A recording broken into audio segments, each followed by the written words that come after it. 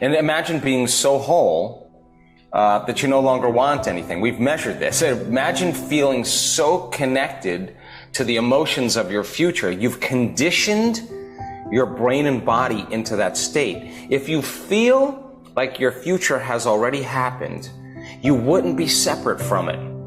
In fact, you wouldn't even be looking for it. Why would you look for it if it felt like it already happened? That's when the magic happens. That's when you move closer and closer into the present moment. And if that singularity point, that source energy, the all in all, the universal mind, whatever you want to call it, pure love, as you move closer to it, then the process of creation, the process of healing, the process of doing, having a mystical moment would be an arousal also. But the arousal wouldn't be fear. The arousal wouldn't be pain. The arousal wouldn't be aggression or anger.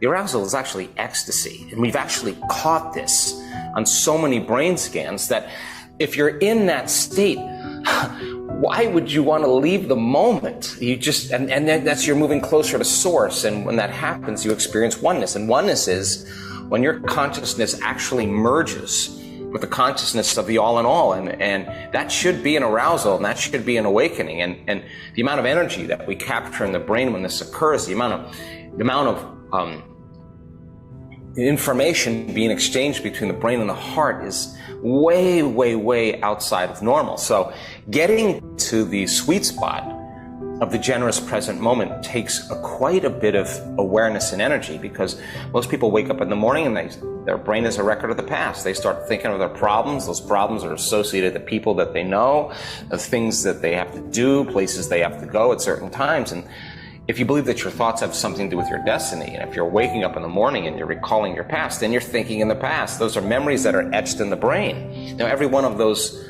problems has an emotion associated with them. So the moment the person feels unhappy or feels desperate or feels fear, now their body's in the past, because thoughts are the vocabulary of the brain and feelings are the vocabulary of our bodies, and how we think and how we feel creates our state of being. So a thought and a feeling, an image and an emotion, a stimulus and response, and you're conditioning the body subconsciously to be in the past. And when we live by familiar emotions, the body's so objective that it's believing that it's living in that same past experience that created that problem. It doesn't know the difference.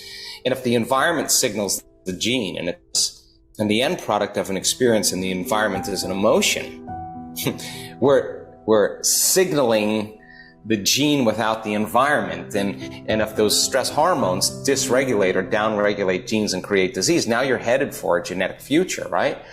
But then people get up after they get caught up in the way they feel and reaffirm their identity. Then they get up and do a series of routine automatic behaviors that they'd done the day before. And we could take their yesterday, 90% of their day looks a lot like their tomorrow. And they become habituated into a predictable future. And if the familiar past is the known, and the predictable future is the known, and that person's lost their free will to a set of programs, but there's no unseen hand doing it to them, there's no room for not anything new to happen in their life.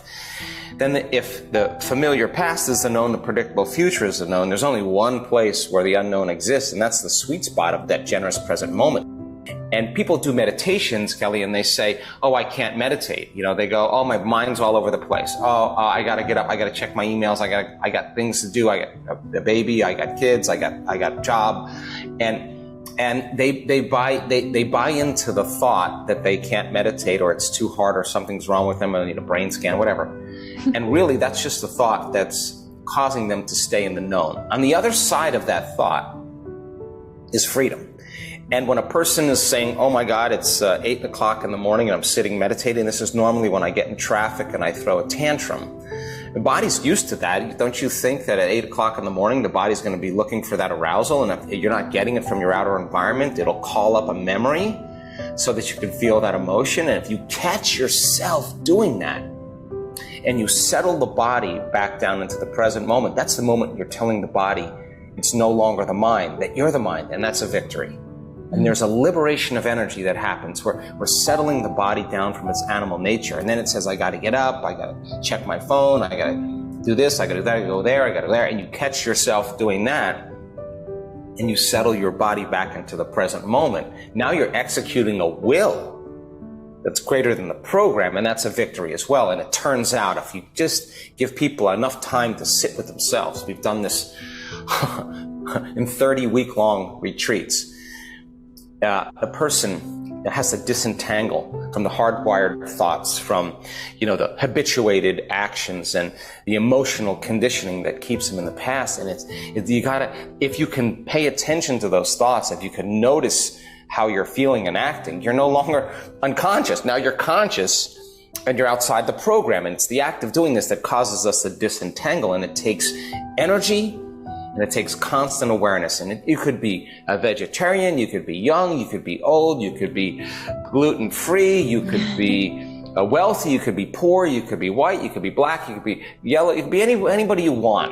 You could be whoever you want. Everybody, once they learn how to do this, when they can settle into the present moment, the unknown, and nothing dangerous or bad happens, it provokes adventure, it provokes novelty, it provokes the craving for a new experience, a new possibility. And that's where all possibilities exist, in that eternal now. And that's when you go from the realm of space-time, space-time is three-dimensional reality where there's an infinite amount of space.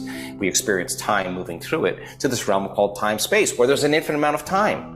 If you have time is eternal, you can get a lot of things done. There's not a lot of possibilities equal to your imagination. Now, when people finally can settle into the unknown, without a name, without a face, without a social security number, without a budget, without a profession, without kids, and just be aware of themselves, aware of nothing that has anything to do with the known physical material world, and they create from nothing, that's when something begins to appear, because nothing is the fundamental ground for everything physical and three-dimensional. So teaching people how to do that, to get to that present moment, is the art. And once people actually can get there, they actually no longer really want anything. All the things they thought they want, they no longer want, because they feel like they have them. And I would say that's a really good place to be. So a person does a great meditation. This is all of us. You get locked in your heart, your brain is opened up, your mind's expanded, you're seeing that future, you're embracing it emotionally, and then you got to now practice with your eyes open. Now you got to be able to maintain that modified state of mind and body your entire day. And if you can, get ready, weird things are going to happen in your life.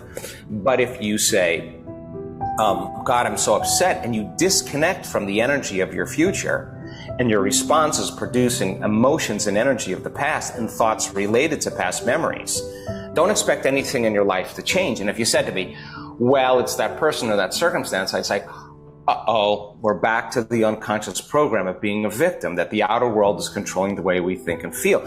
Maybe it's how we think and feel, change the way we think and feel, we produce an outcome in our outer life. So the response in the stress hormones, causing us to feel more like matter and less like energy, we're going to feel more separation.